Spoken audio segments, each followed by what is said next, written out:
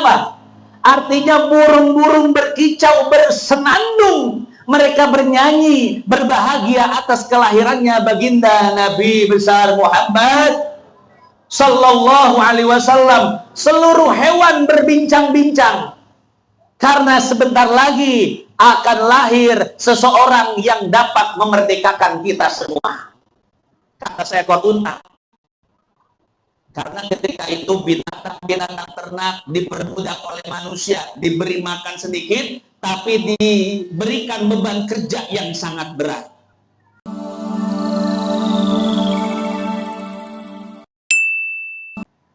Assalamualaikum warahmatullahi wabarakatuh. Itu salamnya penceramah yang kekenyangan, Pak. Sebelum kesini disuruh ke rumah Pak Haji Aceh, tahu-tahu suruh makan, kekenyangan. Kalau nggak suruh makan, salamnya nggak kayak gitu. Begini nih salamnya kalau nggak makan. Assalamualaikum warahmatullahi wabarakatuh.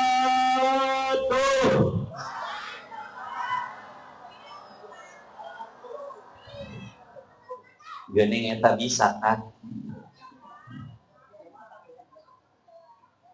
Bismillah walhamdulillah wassalatu wassalamu ala Rasulillah Muhammad bin Abdillah wa ala alihi wa sahbihi wa mawalah.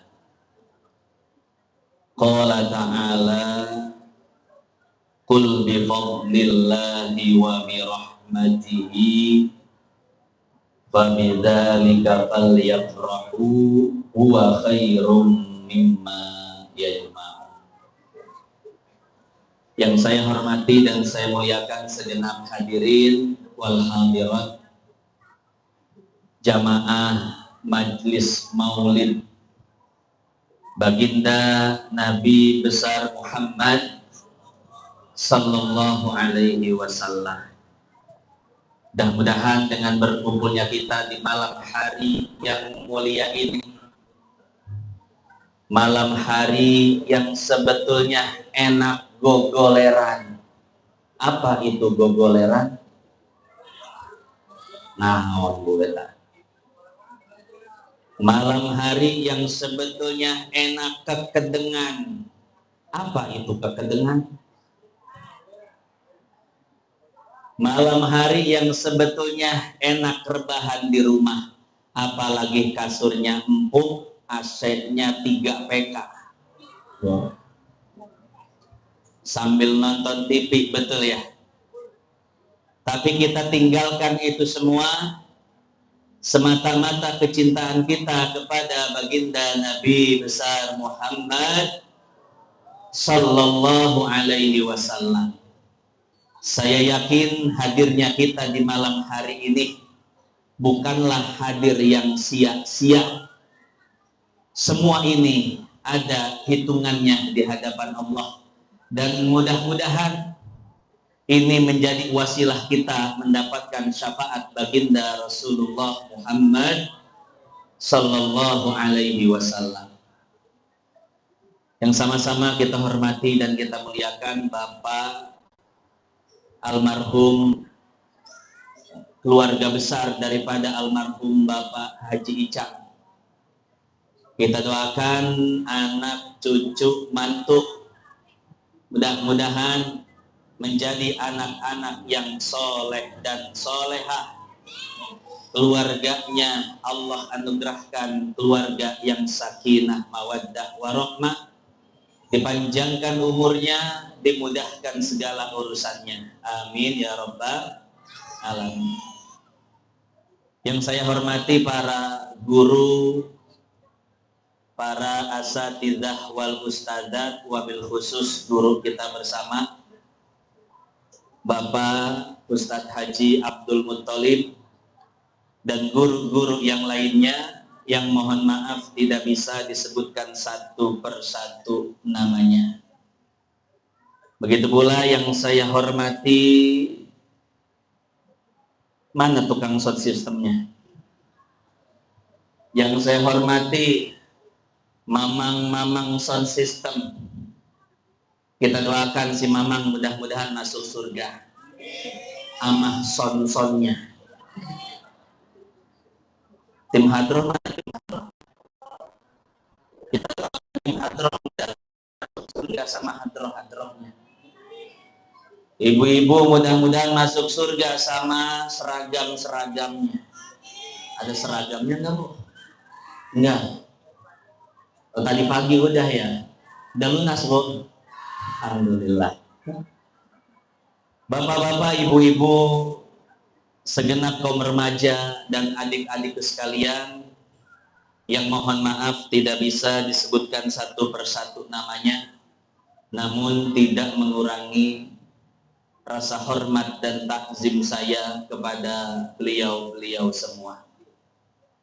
Bapak Ibu yang dimuliakan Allah, 7 hari yang lalu seorang ulama besar dari Purworejo.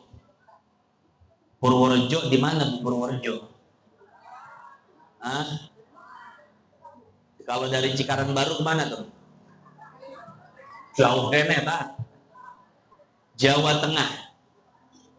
Seorang ulama besar dari Purworejo, Jawa Tengah baru saja wafat, meninggal dunia. Beliau adalah Abuya Haji Purmawi.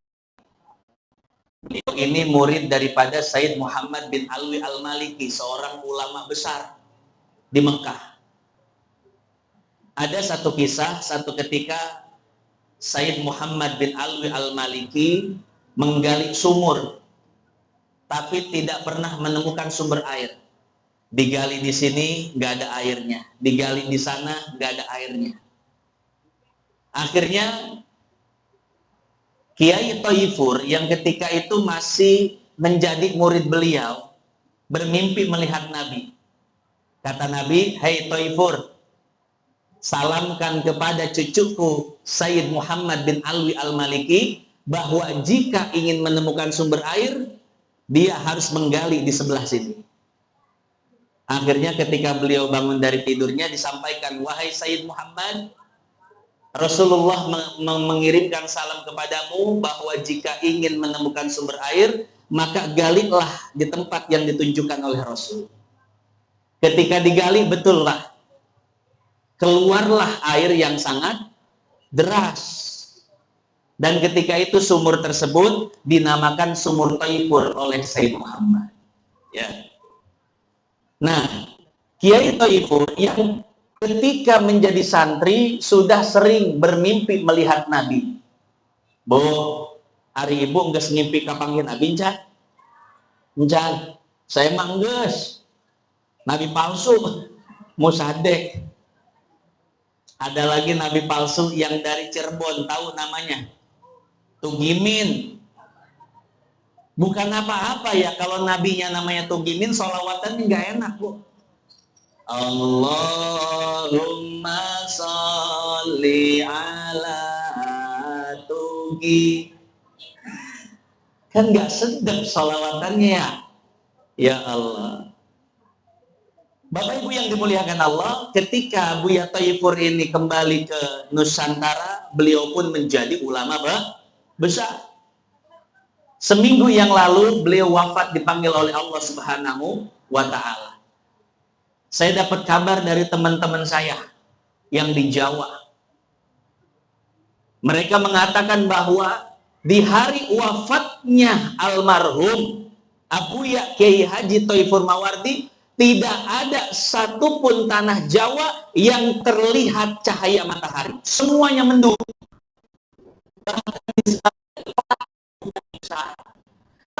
Di kita yang notabene jauh dari Purworejo, betul, hari Selasa kemarin di kita mendung apa? Terang. Mendung, bahkan di sebagian tempat hujan. Fenomena apa yang terjadi saat itu? Maka Bapak Ibu bisa lihat di dalam Ad-Durrul Mansur karangan Imam As-Suyuti. Ada sebuah hadis mengatakan, idza matal alim, apabila orang alim meninggal dunia, apabila seorang ulama wafat, bakatis sama, maka langit pun akan menangis. Kenapa? Karena sesungguhnya alam semesta ini memiliki perasaan. Alam semesta memiliki respon, dan ketika itu mereka merasa kehilangan atas wafatnya orang soleh di muka bumi ini. Makanya ketika itu langit hujan. Ya. Nah, jadi seperti itu, ternyata alam semesta ini memiliki respon terhadap fenomena yang terjadi di muka bumi.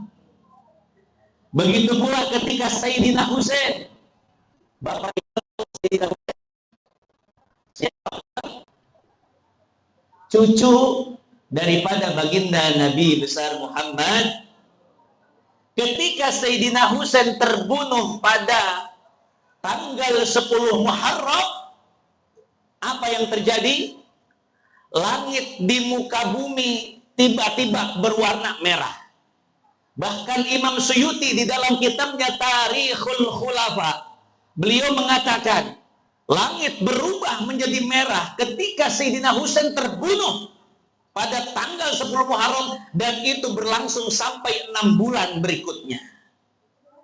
Jadi ketika itu selama 6 bulan langit merah. Langit menunjukkan marah dan amarahnya terhadap peristiwa terbunuhnya Sayyidina Husain ketika itu. Artinya apa? Artinya alam semesta merespon dengan kesedihan yang sangat luar biasa terhadap wafatnya orang alim. Jadi ternyata bukan cuma manusia yang punya respon, alam semesta punya respon. Alam semesta punya perasaan. Begitu pula binatang-binatang yang ada di sekitar kita. Jangan dikira mereka, jangan dikira mereka tidak punya respon. Lihat hadis riwayat Imam Bukhari dan Muslim. Kata Nabi, idza sami'tum siyahad diyakah, apabila kalian mendengar seekor ayam berkokok, fas'alu min fadlillah, maka hendaklah kalian angkat tangan dan berdoa kepada Allah, minta karunia dan rahmat dari Allah. Kenapa? Fa innaha ra'at malakan, karena ketika itu ayam sedang melihat malaikat.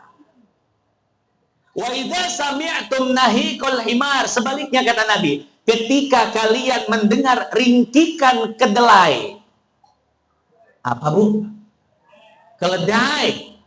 Kedelai. Eta mah susunya. Susu kedelai, mantap.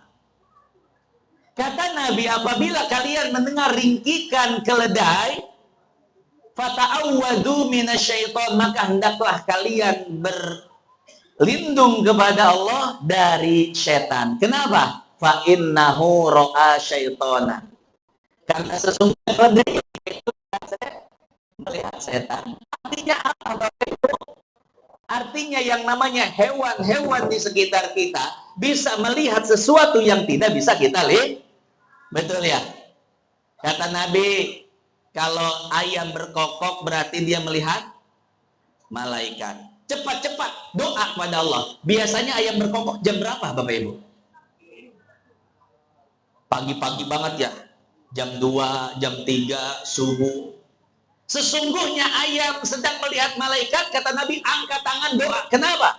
Ketika malaikat mendengar doamu, mereka akan mengaminkan seluruh hajat-hajatmu. Betul. Malaikat doanya mustajab. La ya'sunallaha ma amarahum wa yaf'aluna ma yu'marun. Mereka tidak pernah bermaksiat kepada Allah, sekali angkat tangan mengaminkan doa manusia, maka doanya akan dikabul oleh Allah. Kemudian kata Nabi, ketika kalian mendengar suara himar, keledai, hampir keceplosan. Maka berlindunglah kepada Allah, karena sesungguhnya keledai melihat setan. Bahkan kalau kita lihat hadis riwayat Imam Bukhari yang lainnya, ketika jenazah orang fasik dibawa menuju kuburannya, apa kata Nabi? Sesungguhnya jenazah tersebut berteriak sekencang-kencangnya. Yasma'uhu kullu syai'in illa tsaqalaini. Semua makhluk mendengar teriakan tersebut kecuali dua, yaitu jin dan malaikat. Kata Nabi, walau sami'ahu laso'iqo. Andai bukan jin dan malaikat yang mendengar, semua mendengar kecuali jin dan manusia. Andai jin dan manusia mendengar, niscaya mereka tidak nafsu makan, tidak enak tidur, bahkan mereka akan jatuh ping. Alhamdulillahnya kita nggak dengar, Pak ya. Coba itu kalau dengar, nggak mau kita mandiin mayat, nggak mau kita nyolatin, nggak mau kita gotong ke kuburan, betul. Tapi karena kita nggak dengar, mandiin mayat santai aja sambil ngobrol, betul ya. Gotong mayat, udah meninggal nih lakinya, bininya cakep lagi, ngobrol, Pak, betul. Kata Nabi, andai manusia yang itu mendengar cerita orang yang telah meninggal dunia, niscaya mereka tidak nafsu makan, tidak enak tidur, bahkan seketika langsung pingsan. Artinya apa? Di sini saya ingin menjelaskan bahwa semua yang ada di sekitar kita itu punya respon. Coba Bapak Ibu, ketika ada orang jenazah meninggal dunia, diantar ke kuburannya, lihat binatang-binatang mereka seolah-olah bersembunyi tapi melihat, betul. Kenapa? Karena mereka mendengar apa yang tidak kita dengar. Bapak Ibu tahu burung tutuit? Naon cenah mitos nami burung tutuit teh. Jadi cenah mun aya burung tutuit di luhureun imah, mungkin isukana aya nu maot gitu ya. Betul. Kira-kira mitos apa fakta? Mitos. Dibilang mitos, kejadian, betul ya. Dibilang fakta, ya ilok kudu percaya. Maka hadirin jamaah yang dimuliakan Allah, ya. Kita lihat hadis Nabi riwayat Imam Bukhari tadi, bahwasanya yang namanya binatang, mereka punya respon terhadap fenomena yang terjadi di alam semesta ini. Mereka bisa melihat apa yang tidak bisa dilihat oleh manusia. Barangkali itu burung tutuit melihat Jibril bolak-balik di depan rumah, betul nggak? Si bapak kapan nih pulangnya nih? Saya tungguin gak datang. Betul nggak? Artinya apa? Itu respon. Ya. Kalau kita bilang tahayul, bukan tahayul, tidak ada dalilnya. Kita percaya juga jangan terlalu percaya. Artinya apa? Percaya boleh tapi sekedarnya. Karena itu hanya tanda-tanda saja, hanya respon. Maka hadirin jamaah yang dimuliakan Allah, semua yang ada di dunia ini memiliki respon terhadap fenomena yang terjadi di muka bumi ini. Ahlan wa sahlan Ustaz.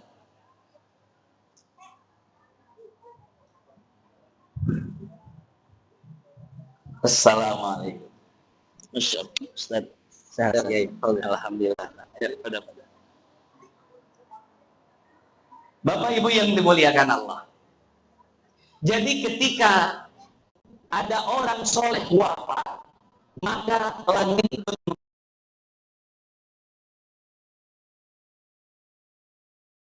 menjadi merah, kata Imam Suyuti, sampai 6 bulan ke depan. Jadi langit berubah menjadi merah semenjak terbunuhnya Sayyidina Husain. Artinya apa? Alam semesta memiliki respon terhadap orang-orang soleh. Orang soleh meninggal dunia, mereka menangis. Begitu pula ketika orang soleh terlahir ke dunia. Mereka memiliki respon. memiliki luapan kebahagiaan yang luar biasa. Maka kita simak di dalam hadis-hadis baginda Nabi besar Muhammad sallallahu alaihi wasallam, bagaimana respon dunia, kebahagiaan alam semesta ketika dilahirkannya baginda Nabi besar Muhammad sallallahu alaihi wasallam. Di dalam kitab Maulid disebutkan, fahtazzal arsyu toroban wastibsyara. Arsy bergetar karena meluapkan kegembiraannya. Kenapa? Karena di malam itu akan terlahir seorang makhluk yang sangat mulia, yaitu baginda Nabi besar Muhammad.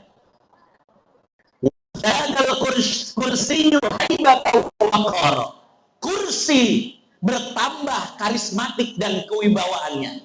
Wa dujjatil malaikatu tahlilan wa tamjidan was tighfara. Malaikat bersorak-sorai, suaranya bergemuruh, memenuhi langit dengan tahlil, tahmid, dan istighfar. Bapak Ibu pernah nonton bola di stadion? Begitu jagoan kita ngegolin bagaimana? Gol!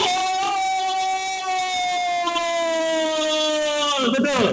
Apalagi orang Arab, gol, gol, gol, gol, gol, Yazid dan Yabna Syahra. Allah, Allah, Allah. Betul ya? Ada yang pernah lihat komentator Arab? Gacornya luar biasa. Betul ya? Bergemuruh ketika jagoan kita memasukkan bola ke gawang, maka supporternya akan bergemuruh, bersorak-sorai, berbahagia. Betul.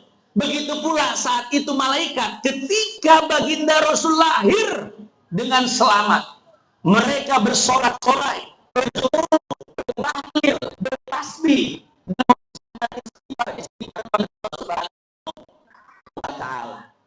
sampai-sampai kata Syekh Ibnu Hajar Al-Haytami di dalam kitabnya An-Ni'matul Kubra Alal Alam, sebagian malaikat turun dari langit dan memenuhi bukit-bukit Mekah ketika itu. Melihat malaikat memenuhi bukit-bukit di Mekah, maka tidak ada satu hewan pun yang tidur pada malam itu. Burung-burung bernyanyi. Betul. Rohatil ab rutash du wilayah lil maulidi wabari. Terus. Apakah nama gitu ya Bu ya? Artinya apa? Artinya burung-burung berkicau, bersenandung, mereka bernyanyi, berbahagia atas kelahirannya baginda Nabi besar Muhammad sallallahu alaihi wasallam. Seluruh hewan berbincang-bincang karena sebentar lagi akan lahir seseorang yang dapat memerdekakan kita semua. Kata seekor unta. Karena ketika itu binatang-binatang ternak diperbudak oleh manusia, diberi makan sedikit, tapi diberikan beban kerja yang sangat berat. Pernah satu ketika ada seekor unta mengamuk di kebun kurma. Kemudian ada sahabat lapor, wahai Nabi, ada seekor unta ngamuk di kebun kurma. Kemudian Nabi pun keluar masjid dan menuju kebun kurma. Ketika Nabi masuk kebun kurma, unta tersebut pun melihat Nabi dan langsung lari sekencang-kencangnya menuju arah Nabi. Ketika itu para sahabat khawatir, Nabi awas, nanti kau diseruduk, itu unta gila, itu unta sedang mengamuk. Kata Nabi, tenang, kalian menjauh. Unta melihat Nabi semakin kencang larinya, tapi semakin dekat dengan Nabi, dia semakin memperlambat jalannya. Sampai-sampai ketika di hadapan Nabi, unta tersebut bersimpuh di hadapan Nabi sambil mencucurkan air matanya. Lalu Nabi mendekatkan kepalanya dengan kepala unta dan bertanya, unta, ada apa? Mengapa engkau mengamuk? Mengapa engkau terlihat begitu sedih? Apa jawaban dengan bahasanya dia mencurahkan isi hatinya kepada Nabi. Wahai Nabi, kami ini binatang, tidak punya akal, dan kami dipekerjakan oleh manusia, sampai situ kami ridho. Tapi masalahnya kami diberi makan sedikit, tapi dibebankan beban kerja yang begitu berat. Aku tidak tega dengan diriku dan dengan keluargaku, kawan-kawanku, semuanya. Akhirnya apa? Nabi pun berdiri dan marah. Man rabbu hadzal jamal? Siapa pemilik unta ini? Ada sahabat yang mengaku aku Nabi. Kemudian Nabi pun memarahinya. Engkau sungguh orang yang zalim, mempekerjakan hewan peliharaanmu melebihi batas kemampuannya. Diomelin Bapak Ibu sama Nabi yang punya unta ini karena zalim. Akhirnya setelah peristiwa itu selesai, onta ini menjadi onta yang paling disayang oleh pemiliknya. Udah nggak usah kerja, makan aja udah makan, daripada saya diomelin Nabi. Makanya unta dan hewan-hewan yang lainnya di malam kelahiran Nabi, mereka berbahagia, apa namanya, ngopi bareng lah. Kalau untanya NU sambil ngerokok, kalau Salafi nggak ngerokok, ngepep. Masya Allah, Bapak Ibu yang dimuliakan Allah. Burung-burung, unta-unta, semuanya bersorak gembira. Kenapa? Karena di malam ini akan lahir seorang penyelamat dunia. Akan lahir orang yang memerdekakan seluruh makhluk yang ada di alam semesta. Bukit-bukit Mekah penuh dengan malaikat, burung-burungnya bersenandung, hewan-hewannya saling berbincang. Bahkan langit ketika itu terlihat sangat terang, bintang-bintang sangat mempesona, cahayanya luar biasa. Dan keadaan saat itu merupakan keadaan yang sangat syahdu. Tidak ada angin kencang, tidak ada hujan, tidak dingin, tidak panas. Cuaca saat itu merupakan cuaca yang paling tenang. Kemudian ketika rahmat Allah turun ke muka bumi ini, Allah seolah ingin membersihkan kemusyrikan yang ada di muka bumi ini dengan barokah kelahirannya baginda Nabi Muhammad SAW. Oleh karenanya di malam itu terjadi gempa yang begitu besar di istana Kisra yang ada di Persia. Bu, Persia di daerah mana Persia? Kalau dari patung kuda kemana tuh? Dari patung kuda? Masih jauh dah. Di Timur Tengah. Ya, istana Kisra dilanda gempa bumi yang sangat besar sampai-sampai 4 balkonnya hancur. Lihat hadis riwayat Imam Baihaqi, walamma kanatil lailatul lati ulida fiha Rasulullah sallallahu alaihi wasallam. Di malam kelahiran Rasul, irtajasa iwanu Kisra. Istana Kisra bergetar hebat, terjadi gempa bumi yang luar biasa ketika itu. Wasaqata minhu arba'a asyrata syarafah. Balkon-balkon istana hancur. Wa khamidat narul furs, dan api abadi seketika itu padam, tidak ada angin, tidak ada hujan, padahal itu api walam tahmud qabla dzalika bi alfi'am, 1000 tahun tidak pernah padam itu api. Baik ada angin, hujan, badai, nggak pernah padam. Sampai-sampai api itu disembah oleh orang-orang Majusi, dan orang Majusi menganggap itu adalah Tuhan. Angin, hujan, badai tidak pernah padam. Tapi di malam itu, di malam yang tenang, di malam yang syahdu, tiba-tiba apinya padam. Maka para penyihir dan para peramal istana kaget. Ada fenomena apa ini? Siapa yang akan lahir di malam ini? Siapa yang akan memberi perubahan kepada dunia yang akan terlahir sebentar lagi? Bertanya-tanya, Pak. Belum lagi wagodot buhairatu sawah, danau sawah, namanya sawah. tulisan orang sono Save. Danau sawah surut sehingga kuil-kuil dan gereja ketika itu pun hancur. Para ulama mengatakan ini tanda berakhirnya era berhala dan diganti dengan era tauhid dengan lahirnya baginda Nabi besar Muhammad sallallahu alaihi wasallam. Jadi hadirin jamaah yang dimuliakan Allah, ketika Nabi Muhammad sallallahu alaihi wasallam, maka alam pun memberikan responnya, memberikan reaksinya. Alam pun meluapkan kebahagiaannya.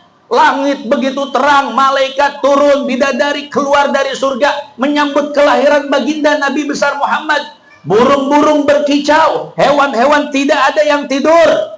Kemusyrikan-kemusyrikan, tempat maksiat dihancurkan. Itu semua tidaklah terjadi melainkan karena menghormati kelahiran yang sangat mulia, yaitu kelahiran baginda Nabi besar Muhammad. Kenapa kelahiran ini begitu ditunggu dan dihormati?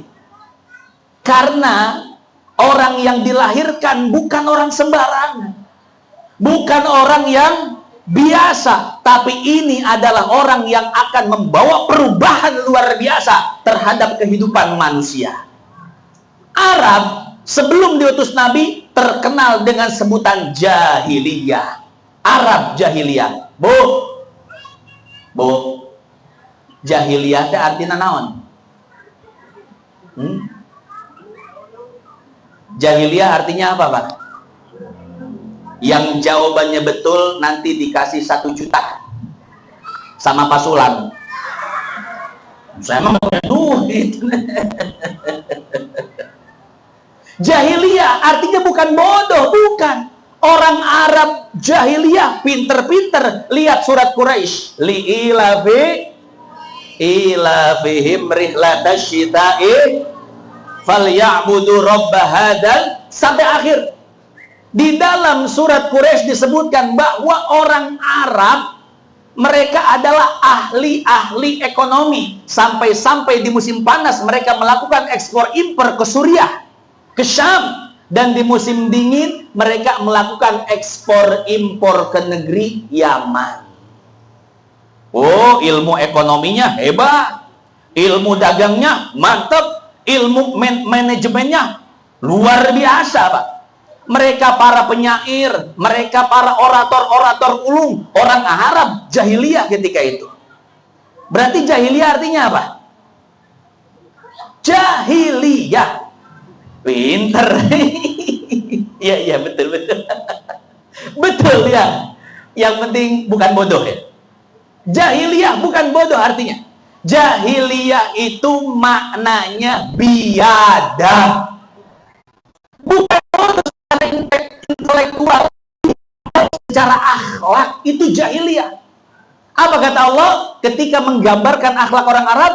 Wa idza busyira ahaduhum bil untha dhalla wajhu muswaddaw wa huwa kadhib yatawara minal qaumi min su'i ma busyira bi ayumsikuhu ala hunin am yadussu fit turab.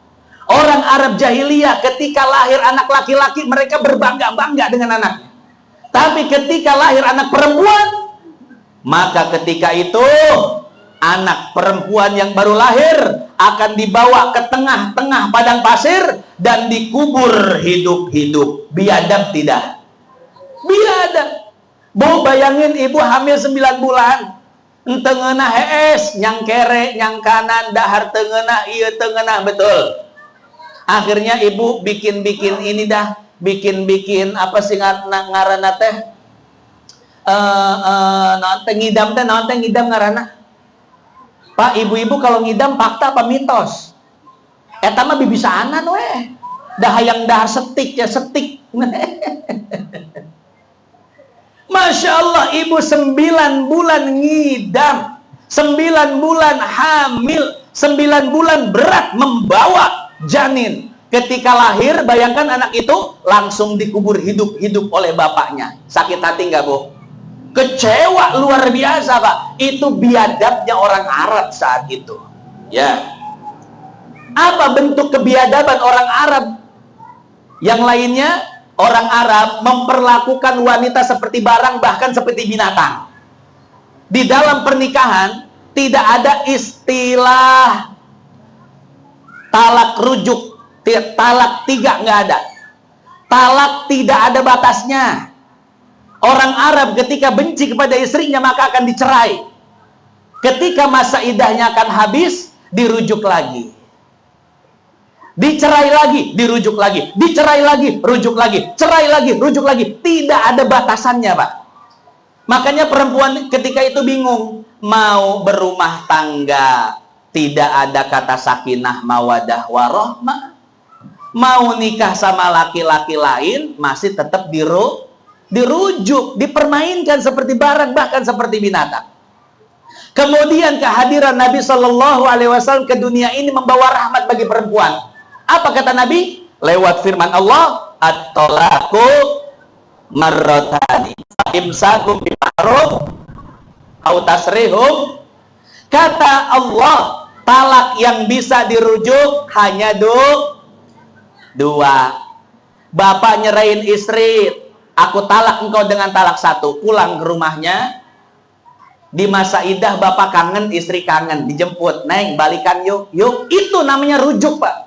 Rujuk itu cukup ucapan saja, nggak perlu saksi, nggak perlu mahar, nggak perlu akad lagi, sudah ucapan, gampang rujuk. Rujuk lagi berumah tangga, berantem lagi, cerai lagi, Neng talak 2, pulang, talak 2. Akhirnya seminggu kangen lagi, aduh ya Allah, ya akhirnya rujuk lagi, Neng WA atau video call, Neng balikan yuk, kangen. Ih sama, Neng juga kangen, angen. Akhirnya apa? Balikan lagi ke rumah. Cuman ingat Bapak Ibu, talak yang bisa dirujuk cuman 2. Kalau bapak berani menjatuhkan talak 3, fala roj'atalah. Ulama sepakat, tidak ada kata rujuk lagi. Akhirnya apa? Yang ada hanya penyesalan. Ya Allah, mana anak 18 deh. Aduh, tidak ada kata rujuk. Akhirnya bapak datang ke Ustadz, ke Kiai, Tat, bagaimana? Saya udah talak 3. Kata Ustadz Kiai, oh nggak bisa, nggak ada kata rujuk. Tapi saya pengen balik lagi, gimana Tat caranya? Kata Ustadz, ada. Kalau bapak, ibu pengen berumah tangga lagi setelah jatuhnya talak 3, ada 5 prosedur yang harus dilewati. Dan ini sangat sulit dan sangat rumit. Pertama apa? Pertama, si istri yang ditalak 3 harus habis masa iddahnya dari bapak. Yang kedua, setelah habis masa iddahnya, si istri harus menikah lagi dengan laki-laki lain. Tidak cukup akad saja. Yang ketiga, si istri harus digauli oleh suami barunya. Walaupun cuma 1 kali celum. Assalamualaikum, waalaikumsalam. Sekali celum. Ilok Tat sekali celum. Lah nabi subuh yakin saya mah. Wah, mau sekali celum iya. Apalagi tahu cuma jadi muhalil semalam deh. Mual sekali ya mual. Setelah yang ketiga, syarat keempat ditalak oleh suami barunya. Yang kelima, habis masa iddah dari suami barunya. Baru setelah itu si istri boleh amaknya dengan akad baru, wali baru, mahar ribet nggak Pak? Ribet, sulit. Tapi itulah hukuman bagi seorang laki-laki yang berani menjatuhkan talak 3 kepada istrinya. Istrinya harus dicobain dulu sama laki-laki lain. Tuh. Orang kan jadi mikir, Pak, aduh geuleuh amat. Pamajikan aing di asaanku batur. Emang prosedur gitu. Itulah hukuman bagi seorang suami yang menjatuhkan talak 3 kepada istrinya. Itu kalau istrinya nggak nyaman sama suami kedua. Coba kalau istri nyaman. Kata istrinya, yah ngenahan anu kadua. Ganteng, beunghar, ibadah rajin. Weh, tiisa nepi ka subuh. Ya anu baheula mah sakit celak. Ya, geusan. Aduh, aing geus goreng, lemah deui. Aduh, nyaman nama yang kedua, Pak. Nggak mau di akhir balik lagi. Oh, nggak jadi masalah. Itu pilihan wanita. Salah sendiri, Bapak menjatuhkan talak 3. Hati-hati, Pak. Maka diangkatlah derajat wanita oleh Nabi Shallallahu Alaihi Wasallam. Makanya ada sahabat bertanya, wahai Nabi, siapa orang yang harus aku taati? Kata Nabi, siapa? Ibumu. Siapa lagi, wahai Nabi? Ibumu. Siapa lagi, wahai Nabi? Ibumu. Siapa lagi, wahai Nabi? Baru bapakmu. Ibu 3, bapak sah. Ibunya 3, bapaknya sah. Mantap. Nah, jadi derajat ibu, Bu, sebelum diangkat, sebelum diutus baginda Nabi, ibu nggak bakal bisa duduk berdampingan sama laki-laki, nggak bisa. Ibu nggak bakal bisa ngomain laki-laki, nggak bisa. Karena derajat perempuan ketika itu jauh di bawah, bahkan setara dengan derajat barang dan binatang. Nggak ada harganya. Tapi ketika Nabi diutus, derajat perempuan diangkat. Laki-laki hati-hati, jangan kau talak melebihi 2. Di atas 2 tidak ada rujuk bagimu. Itu kan penyelamatan dan pemerdekaan terhadap wanita, betul ya? Inilah makanya kenapa Nabi Shallallahu Alaihi Wasallam sangat ditunggu-tunggu kelahirannya, bukan saja oleh manusia, tapi oleh seluruh alam semesta, betul. Sampai-sampai seorang astrofisika yang beragama Kristen, yang bernama Michael H. Hart, beliau mengarang buku yang berjudul The 100. Nah, entah panjangan atau apa. 100 orang, 100 tokoh yang paling berpengaruh di dunia. Nomor 1 siapa? Baginda Nabi besar Muhammad Sallallahu Alaihi Wasallam. Nomor 2 Isaac Newton, penemu teori gravitasi. Nomor 3 baru Yesus. 4 Paulus. Akhirnya orang-orang Kristen protes. Michael, engkau kan orang Kristen, tapi mengapa engkau menjadikan nabinya umat Islam sebagai tokoh pertama di pentas sejarah dunia? Apa alasannya? Kata Michael H. Hart, wahai orang-orang Kristen, Muhammad adalah anak kampung yang berasal dari Mekah, kampung terisolir. Akan tetapi dia bisa memberikan perubahan yang sangat luar biasa. Perubahan akhlak, adab, etika, perubahan-perubahan yang lainnya, sampai ajaran Islam bisa menyebar ke seluruh dunia. Sementara Yesus itu menyebarkan ajaran Kristen oleh 2 orang. Siapa? Paulus. Tanpa bantuan Paulus, ini perspektif mereka ya Kristen, walaupun kita nggak seperti itu. Walaupun menurut kita si Paulus yang memodifikasi ajaran tauhid Kristen. Dulu ajaran tauhid. Ketika Nabi Isa mengajarkan ajaran Kristen, tapi kemudian dimodifikasi, diselewengkan oleh siapa? Paulus. Itu versi kita. Versi dia yang menyebarkan ajaran Kristen 2, Yesus dan Paulus. Bisa menyebar ke seluruh dunia karena 2 peran ini. Sementara Islam, tokoh sentralnya hanya 1, penyebarnya 1, yaitu Muhammad Sallallahu Alaihi Wasallam. Kemudian Dr. Aid Al-Qarni mengarang sebuah buku berjudul Mulhimul Alam, sang inspirator dunia. Siapa? Muhammad. Disebutkan bagaimana Muhammad sebagai seorang suami, Muhammad sebagai seorang ayah, Muhammad sebagai seorang dai, Muhammad sebagai seorang guru, Muhammad sebagai seorang panglima perang, Muhammad sebagai seorang presiden di Madinah ketika itu. Jadi beliau benar-benar sang inspirator dunia. Maka hadirin jamaah yang dimuliakan Allah, itulah sedikit kisah tentang peristiwa-peristiwa yang terjadi ketika dilahirkannya makhluk paling mulia, yaitu baginda Nabi besar Muhammad.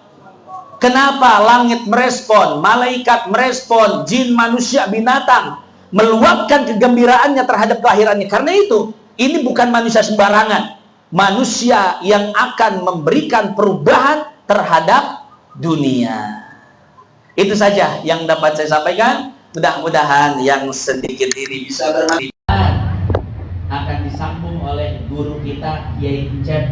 Dari saya cukup sekian. Mudah-mudahan dengan berkumpulnya kita di tempat yang mulia ini menjadi sebab wasilah Allah ampuni dosa-dosa kita di akhirat nanti, mendapatkan syafaat baginda Nabi besar Muhammad sallallahu alaihi wasallam. Hadanallahu wa iyyakum ajma'in wa lakum minkum. Assalamualaikum warahmatullahi wabarakatuh.